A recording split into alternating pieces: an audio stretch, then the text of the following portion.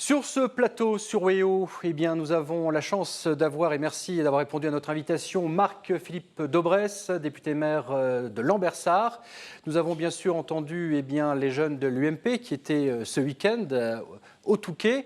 Et puis, nous avons aussi entendu les déclarations de François Hollande hier soir sur le plateau de TF1.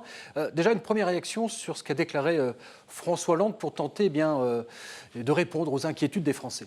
Bon, d'une part, il y a une bonne nouvelle. Jusqu'ici, M. Hollande résidait à l'Élysée. Maintenant, il préside à l'Élysée. Au bout de 4 mois de prise de fonction, il se rend compte qu'il y a le feu. Sauf que, bien sûr, on souhaite tous que le redressement de la France soit amorcé. Sauf que ça s'est accéléré cet été, qui n'a pas pris la mesure des événements. Tout le monde le dit, la presse, les sondages, etc.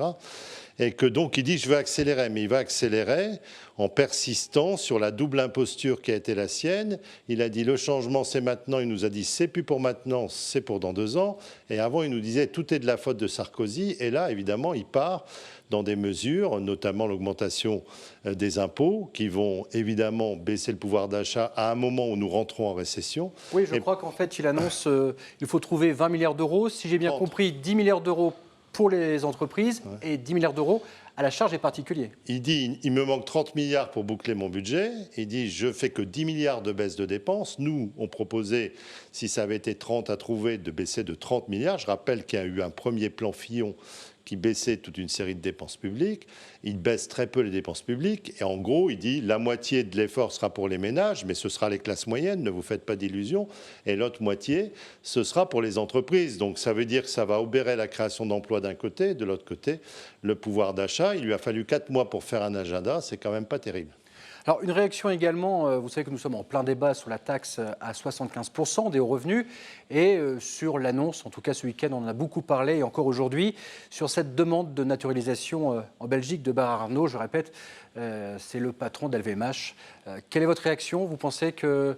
Je pense que la taxe à 75%, c'est une stupidité, tout le monde le sait. D'ailleurs, M. Hollande lui-même disait il y a 1 an et demi que ça servait à rien, que ça allait déstabiliser les personnes qui produisent de la richesse et que ça rapportait rien. C'est lui-même qui l'a dit à l'antenne.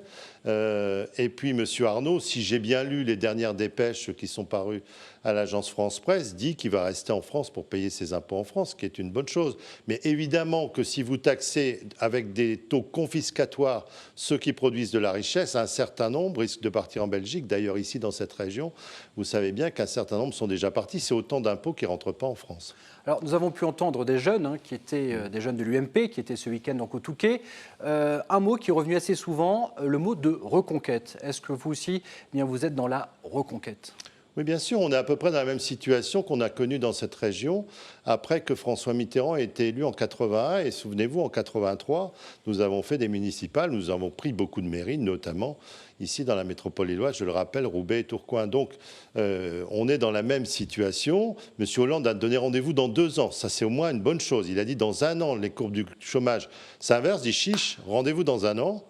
Dans 2 ans, le redressement de la France est amorcé. Chiche, rendez-vous dans 2 ans. Puis je pourrais vous parler du logement. 2013, ça va être une année calamiteuse pour le logement avec les mesures qui sont en train de prendre. Donc, il est clair que l'opinion publique va être pour les municipales de mars 2014 dans un état d'esprit, à mon avis, très remonté contre un gouvernement qui n'a pas pris la mesure des bonnes solutions.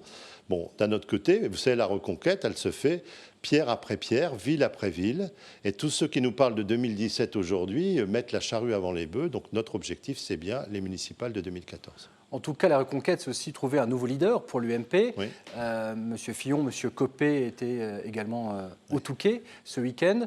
Une préférence pour...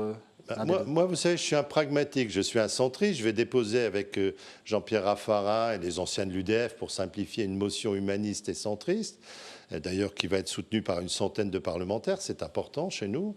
Et je regarde celui, j'ai été secrétaire général adjoint quasiment avec tous les dirigeants de l'UMP.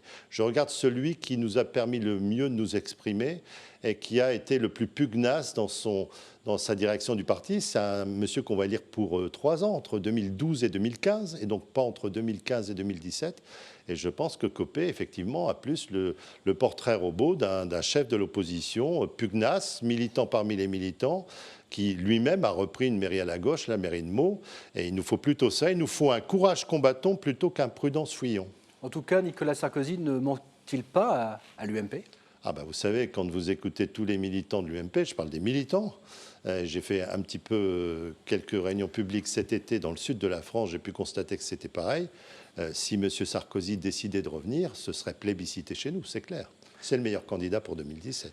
Une dernière question, Monsieur Daubresse. Nous avons parlé au début de ce journal d'une manifestation qui a lieu avec des élus et des riverains. C'était samedi à Lille devant la préfecture pour manifester contre l'éventuelle arrivée d'une communauté rome à Sizouin. Est-ce que déjà vous comprenez bien la réaction des riverains? Et si la préfecture avait décidé que cette communauté vienne à Lambersart, par exemple, quelle aurait été bien votre réaction? Moi, je vous réponds, quel gâchis, monsieur. En septembre 2010, j'étais ministre de la lutte contre la pauvreté. J'ai proposé à Mme Aubry, comme représentant du gouvernement, qu'on puisse mettre en œuvre des villages d'insertion, mais qu'en même temps, on ait une certaine fermeté pour ne pas laisser des Roms dans des camps qui sont totalement illégaux et où ils vivent dans des conditions sordides. Je suis d'ailleurs allé les voir. Et Mme Aubry a dit, je fais un moratoire. On est passé donc de 800 Roms à 2200 Roms sur la métropole lilloise. Les mesures du gouvernement, évidemment, qui ne vont pas trouver de logement ni d'emploi pour les Roms. Et donc, ce n'est pas la solution. La vraie solution, elle se trouve en Roumanie. Dans l'attente, il faut appliquer la loi. C'est ce qu'a fait M. Valls. D'ailleurs, je constate qu'il fait la même chose que son prédécesseur pour expulser les personnes en situation illégale. Et évidemment qu'on ne va pas trouver des endroits idéaux pour les implanter. On peut comprendre que des gens qui ne sont pas dans la communauté urbaine de Lille manifestent.